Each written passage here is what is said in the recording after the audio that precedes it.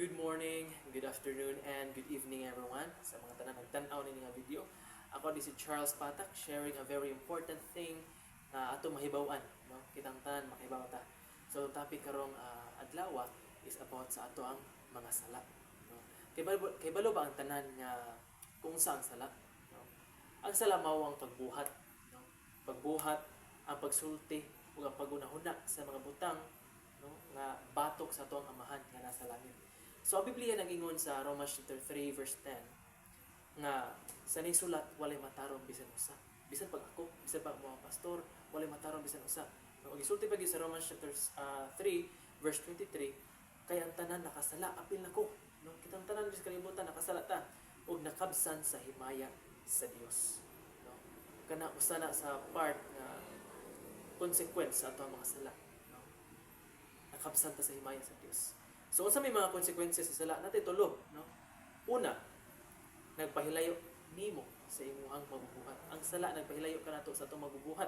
No? Tungod kay makasasala ta, wala tay access sa Ginoo. Kay God hates sin. But one thing, diya kanindot, God hates sin, but God loves the sinner. Okay? So, gisulti sa Romans chapter 3 verse 23, kaya ang tanan nakasala, no? Nakabsan sa himaya sa Dios, pero gibawi na sa no, negative man ato ang pagkano kay nakabsan biya no, like tungod sa atong gibuhat nga sa laban nakabsan ta.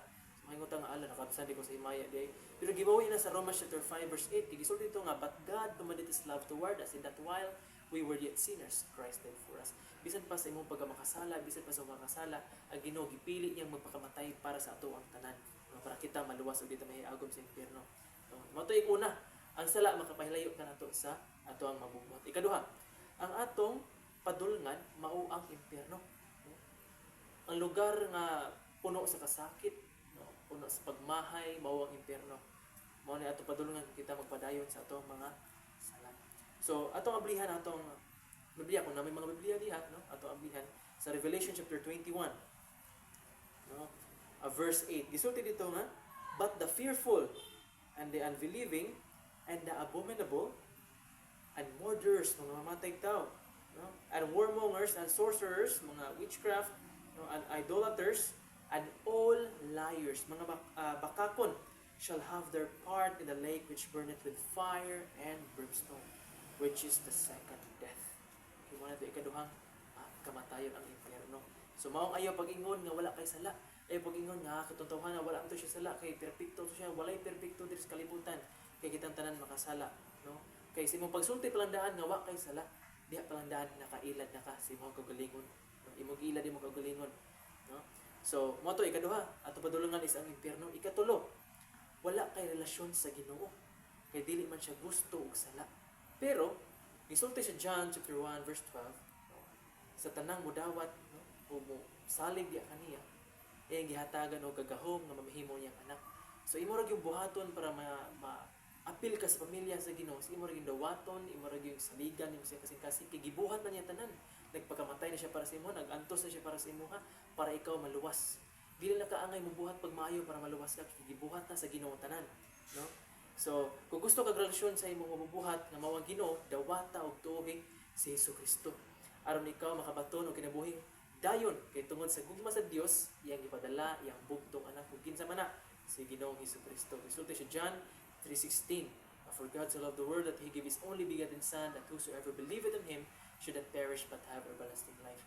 So kung ganahan ka nga di ka mag-antos, and then usa ra gyud solusyon imong tuhan ang Ginoo. So busa ang ikaw nga nagtan-aw karon na diya sa pika screen ako karang nagtan-aw diri sa ako ang video, no? Naminaw. So ayaw paglangan, pag-ampo, no, sa imuhang nahitumutangan ba karon na ba ka biyahe ba ka na ba ka sa balay, ni pahuway pa karon, bago pa ka na maglimpyo sa balay. So isugid si imong mga baba o si imong tibok ng kasing-kasing nga imong dawaton si Hesukristo o si Jesus Christ aron ikaw makabaton sa tinuod-anay nga relasyon. Akong isulti sa inyo ang pinaka-importante, dili relihiyon kundi relasyon sa Ginoo. Kay relihiyon, daghan nga relihiyon sa kalibutan pero wala usa nga makaluwas. O ang makaluwas na nato is atong relasyon diya sa Ginoo.